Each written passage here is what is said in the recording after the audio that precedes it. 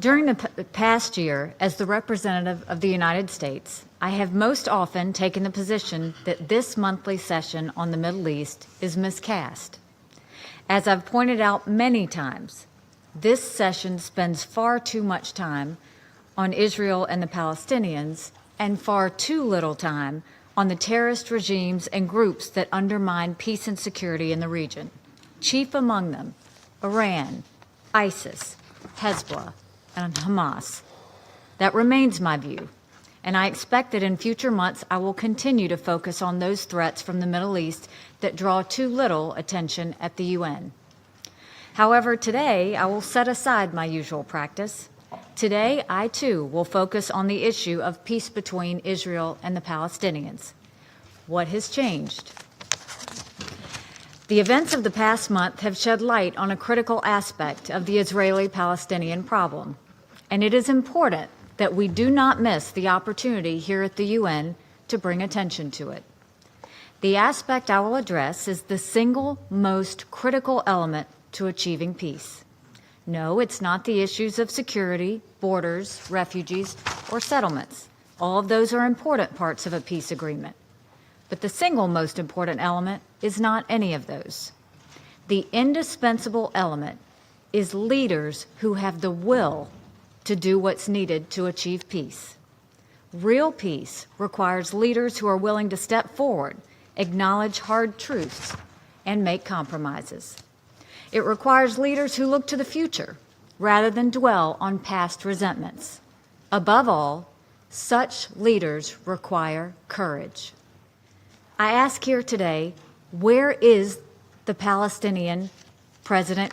Where is the Palestinian King Hussein? Where is the Palestinian Anwar Sadat? If President Abbas demonstrates he can be that type of leader, we would welcome it. His recent actions demonstrate the total opposite.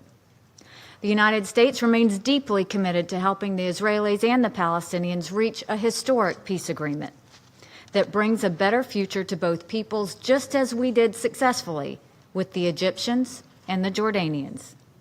But we will not chase after a Palestinian leadership that lacks what is needed to achieve peace. Palestinian President Abbas said to the PLO Central Council 11 days ago. In his speech, President Abbas declared the landmark Oslo Peace Accords dead. He rejected any American role in peace talks. He insulted the American president. He called for suspending recognition of Israel. He invoked an ugly and fictional past, reaching back to the 17th century to paint Israel as a colonialist project engineered by European powers. Curiously, President Abbas's speech has gotten little attention in the media. I encourage anyone who cares about the cause of a durable and just peace in the Middle East to read President Abbas's speech for yourself. A speech that indulges in outrageous and discredited conspiracy theories is not the speech of a person with the courage and the will to seek peace. Hate-filled speeches and end runs around negotiations take us nowhere. Ultimately, peace will not be achieved without leaders with courage. To get historic results, we need courageous leaders. History has provided such leaders in the past. For the sake of the Palestinian and Israeli people, we pray it does so again.